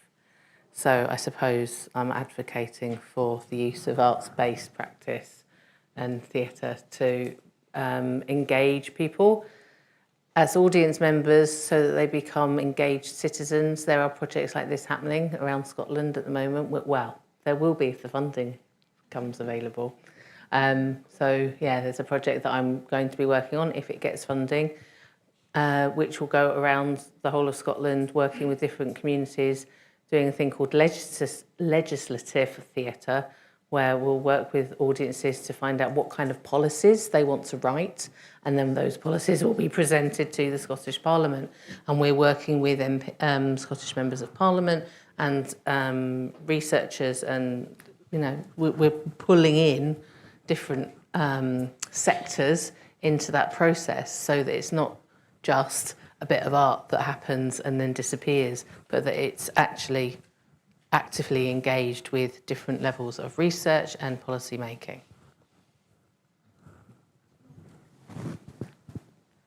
Lisa, do you want to add to that? Or? No, I think actually I think that's quite a nice way to cover it, really. Yeah. Good, I agree. I just wanted to recognise you're quite right. Not everything that I referenced is going well. And we are still losing the race, which I think is my way of expressing what you were saying.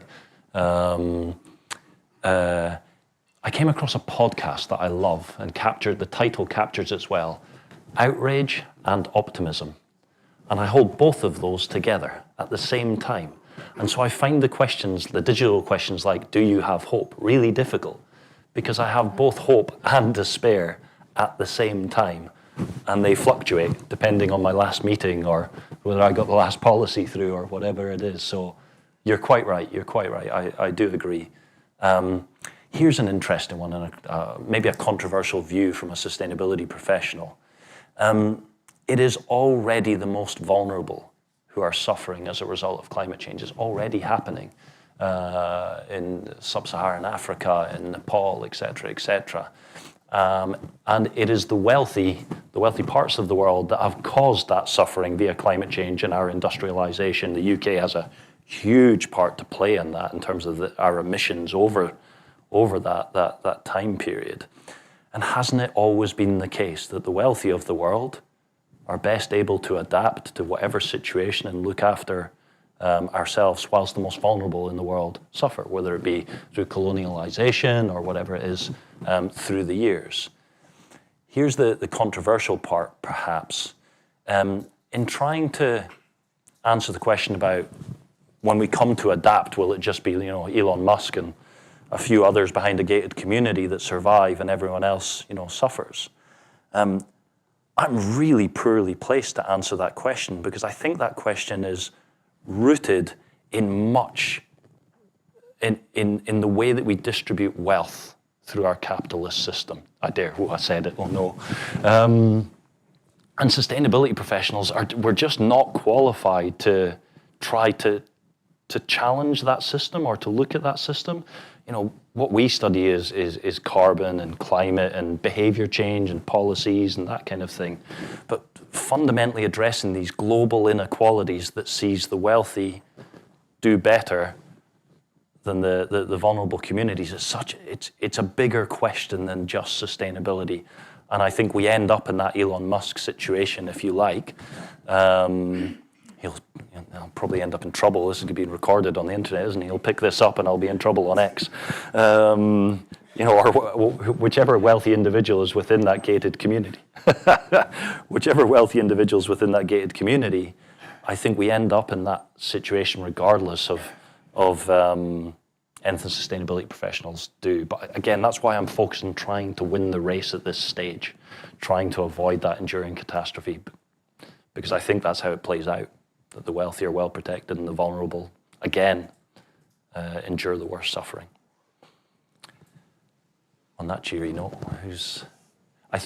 what do you think? Is one online next, or one of these gentlemen in the middle? Yeah, should we do online? I suspect they've been waiting a little bit longer. Yeah, we've got a few. So this one's going back down into sort of the specifics of when we've talked about human values. And they've just brought in the idea of Indigenous communities and our learning from them and what that plays in this picture. Lovely. I mentioned it in my few minutes of talking there about how I think we don't do enough really at this point in thinking and considering our own positionality in the knowledge that we create. And if we're not reflecting on our cultures, we don't reflect necessarily on how we frame questions or how we devise solutions or methods to get to those solutions particularly. And so what I was advocating for and thinking about in particular is processes by which you can bring in local knowledge where actually that knowledge is privileged. And where the lived experience is privileged instead of, and I guess it goes back to the gentleman's other question about how to address power imbalances, because actually that's fundamentally, if you can try to find equity in those things, and I suppose it comes back to some of the practices that you do as well in terms of working in communities and engaging that and valuing and privileging those sources of knowledge and being able to mobilize them equally across, we stand a better chance of finding solutions.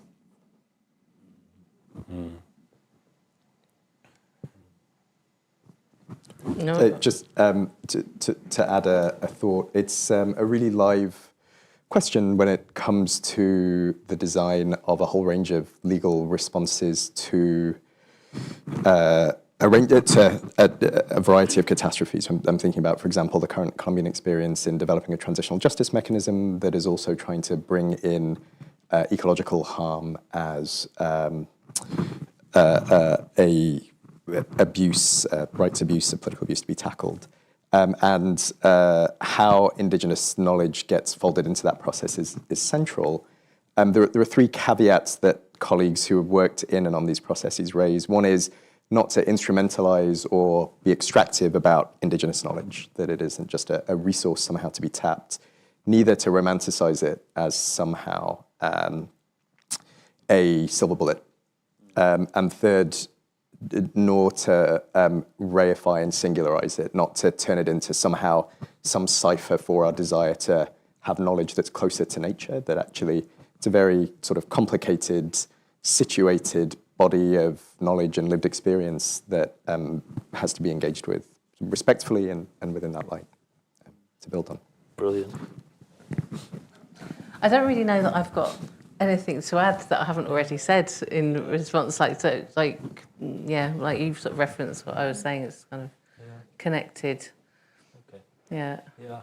It's interesting for me in that it's not something that I come across in the day-to-day work that I do, but I was just on holiday seeing a few friends down south, and funnily enough, one of them who works for Earthshot, the prize with Prince William, had just come back from a trip to Brazil where he'd spent 2 weeks with one of the leaders of an indigenous tribe who are suffering from all sorts of things in relation to biodiversity loss, climate change, and various other social issues. And the reason he was there is Earthshot are looking at how do we build better Indigenous representation through our processes, our systems, our knowledge, and how we make the decisions around the prizes that we give out each year to startups who are part of the solution of that. And I hadn't heard of that before. Only 2 days later, I was speaking at a very different place with a completely different set of friends. And again, 2 of them were doing dedicated consultancy work on representing Indigenous rights and better Indigenous representation through the COP processes, because they're involved in running and preparing for COP processes. And it really struck me in those 2 conversations that I had never come across that kind of conversation before in those particular circles. So it does feel to me that this is something that's rising up the agenda and that we'll hear more about in the coming years. So that's I suppose positive, although probably not again fast enough and enough. But good that I'm seeing some movement in that direction. I don't know if that's helpful to share. Now I think, let me see if I get my orders right. Can you help me out? Was it the checkered shirt or the blue shirt who was first? Be honest. Not sure. We'll go with the checkered shirt first and then the blue shirt next. And then I think there's a gentleman in the end there. Thank you. I just want to say that talking about hope, for me, hope isn't something you have, it's something you do. And for me, the doing is happening in my own community where I'm trying to help it to become as resilient as possible. But I'm just wondering if you could say something about how you feel, what is the role of small-scale community-led action in creating a new system from the bottom up? Nice. Who wants to do that one? You're probably a good place to start from a sustainability I'm just conscious I've been perspective. talking a lot for a chair. I think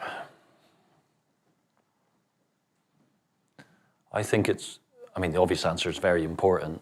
I'm trying to be a little bit more articulate than that.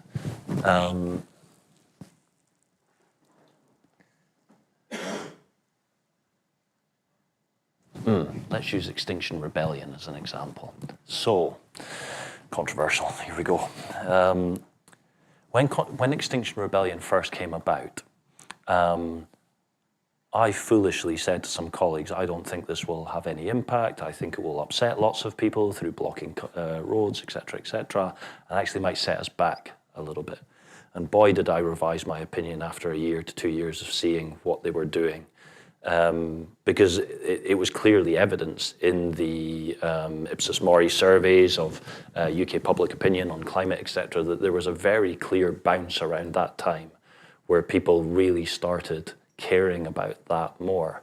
Now, okay, Extinction Rebellion's a national movement, if you like, but if you look at the way it was organised, it was community by community, and I know I had some friends involved in it in Bristol where I lived at the time, and it was very much a community organised drive and engagement, and then the way it interacted with the local communities, it all felt very community-based, even though it was represented in the national media as a national movement. And that shows the power a community can have if it's organised and has this the skills and the knowledge on how to influence and how to work the media side of things as well. So I think that's really powerful. The transition town movement took a community-based approach as well, and again has had significant impact and is well known. So I do think it's important. I'd love to see more of it.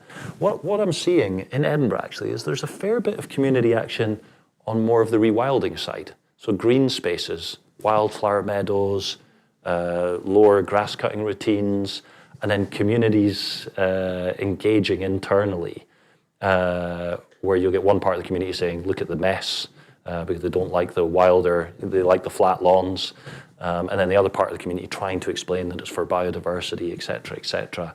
And I see that interaction. It's not always positive, but lots of it is good.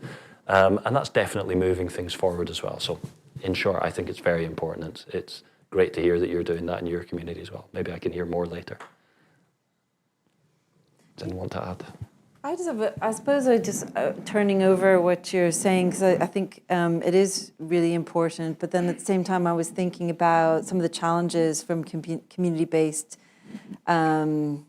work, which is that you have to have a strong drive and a common and shared experience or goal, that it's often driven by small numbers of very highly active people who have a lot of energy and potentially the resource to carry it.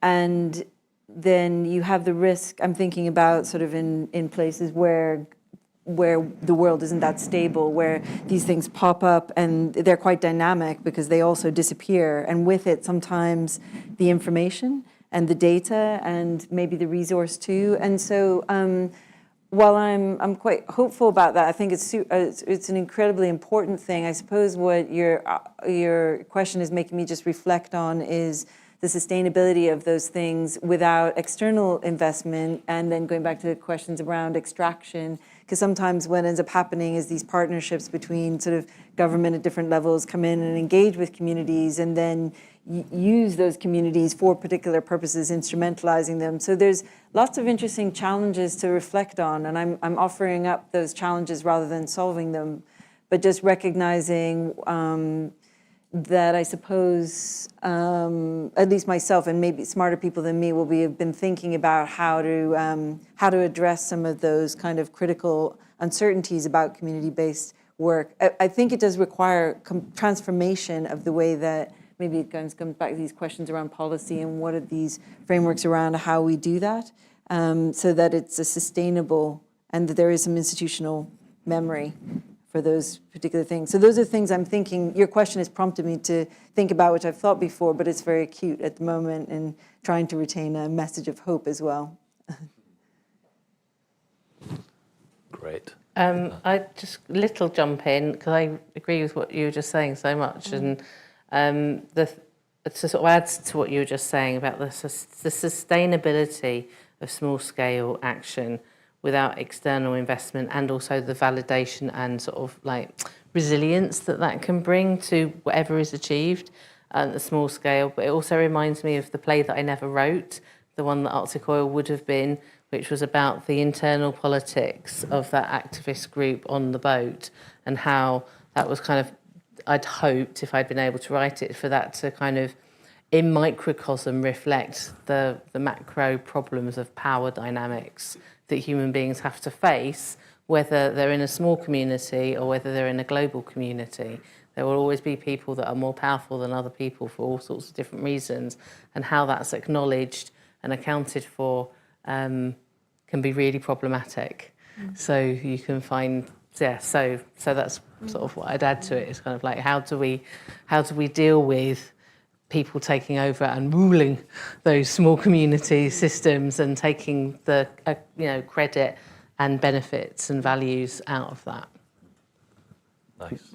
Maybe I can just add that in many places the notion of the community is it could well be a matter of it being taken over, a community movement being taken over, but also often in places I can think of, highly structured by older forms of decentralized rule. So the idea of the clan chief, for example, in Sierra Leone, where I worked for a while, is a British colonial institution that is about trying to manage decentralized rule, and anything that you want to do at a community level runs through the local chief, who is local, community-based, but is also already part of a sort of a relationship with the central state, and then the central state's relationship with foreign investors, especially in mining areas.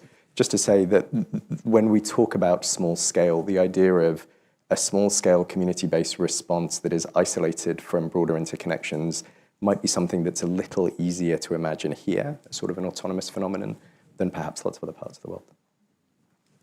Thanks, Dave. All right. I'm conscious we've got about 15 minutes left, I think, so we're into the last questions. I think gentleman in the blue shirt in the middle there. Hello. I'd like to ask about something which I'm surprised hasn't been mentioned yet, and which must have a large influence on any potential catastrophe, and that is population growth.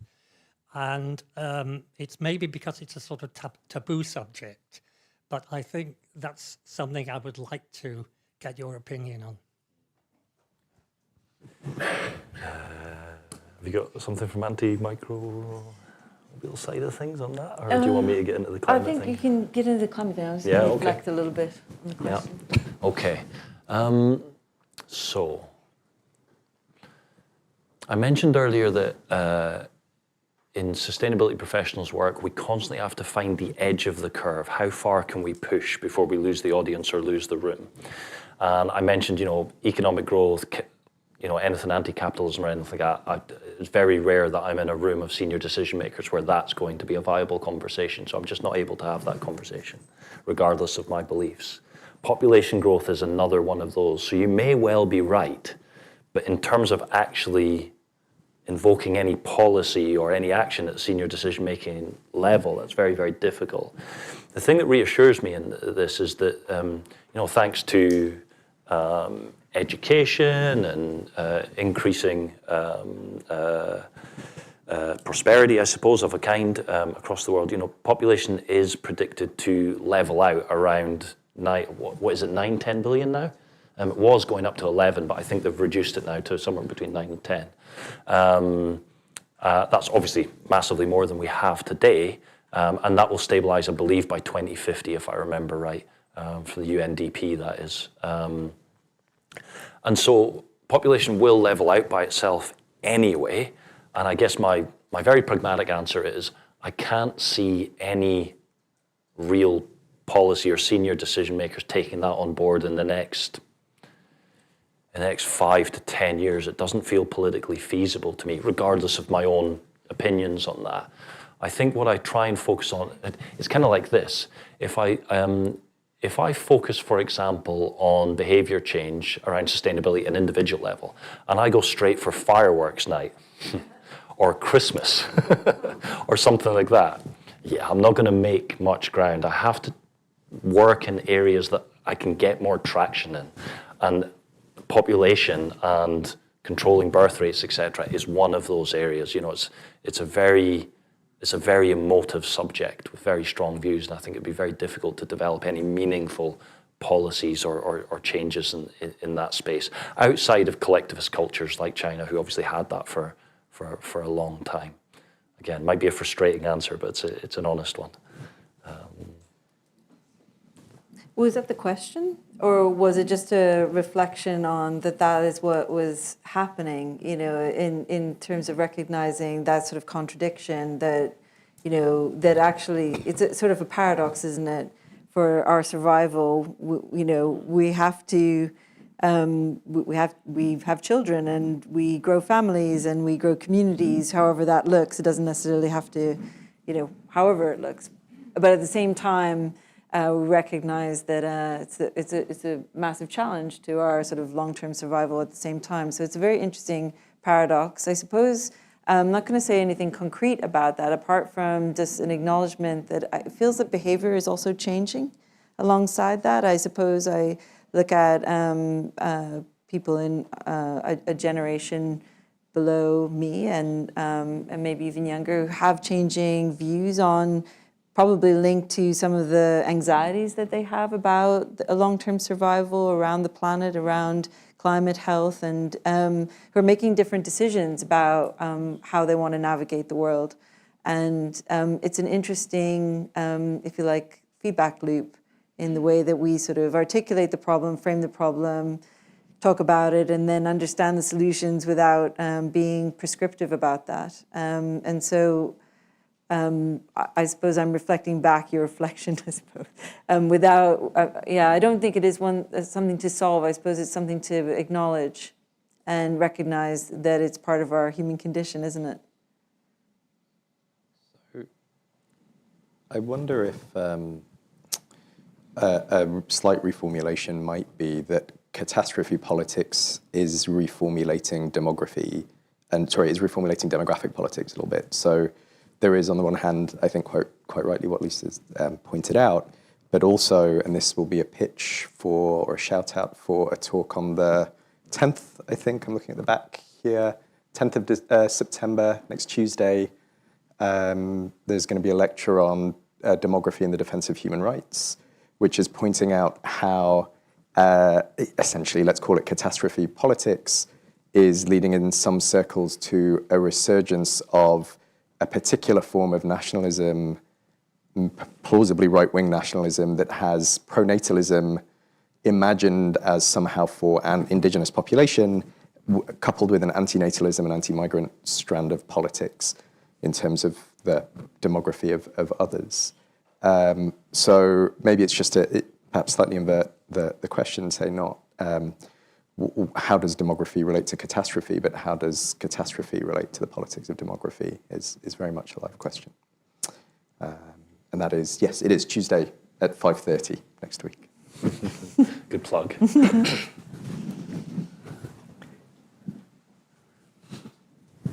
Thank you.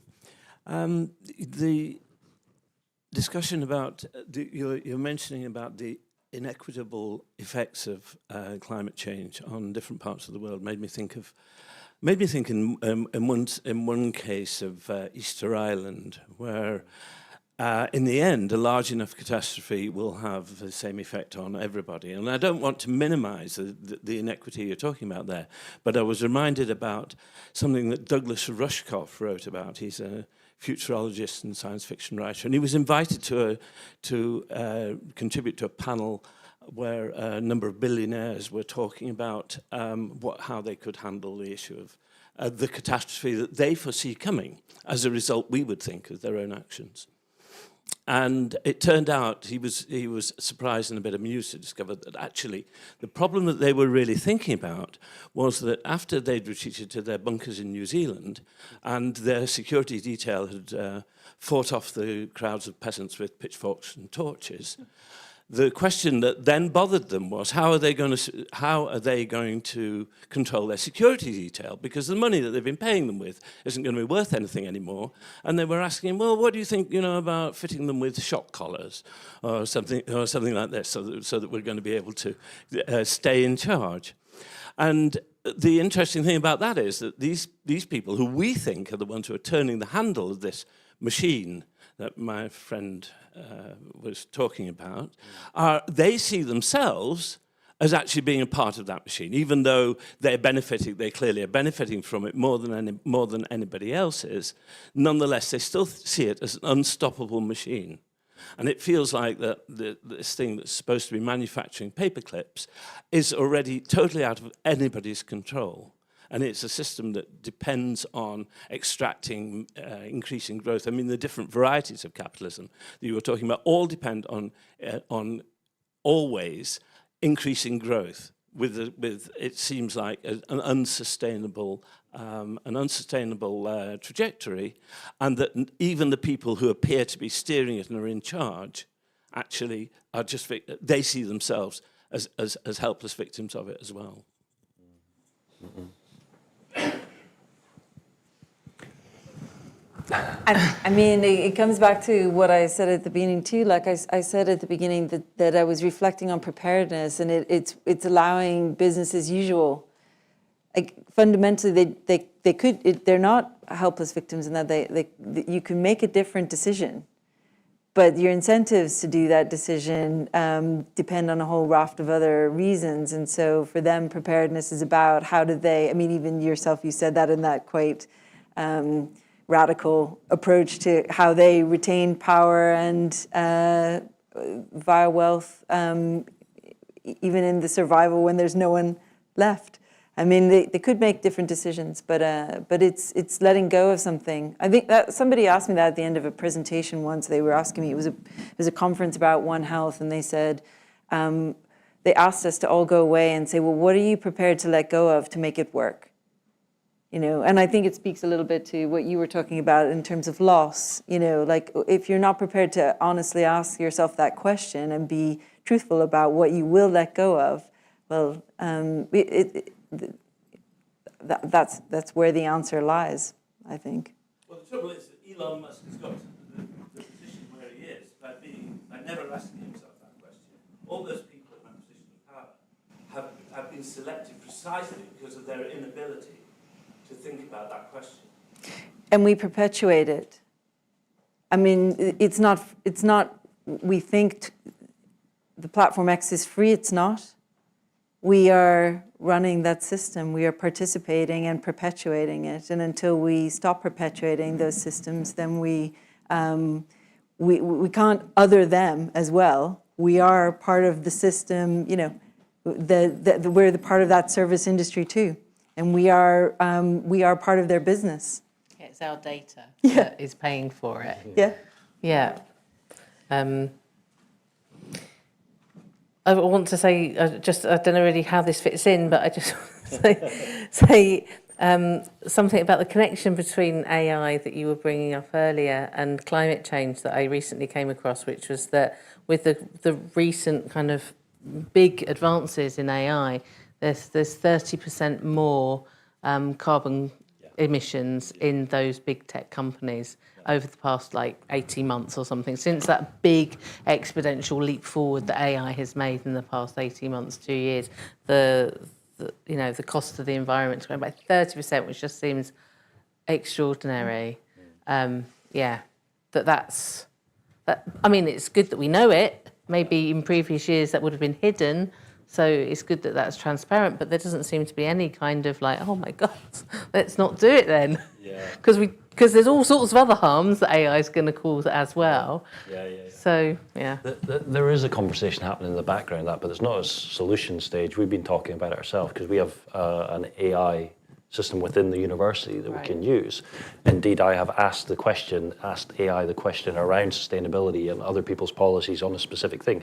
It was incredibly helpful. It saved me hours of work, but how much carbon did it emit in the process of me doing so? So we're having an internal conversation about, the obvious ones. If we're using AI to, filter the best cat videos, yes, no, we need to not be using AI for those kinds of things.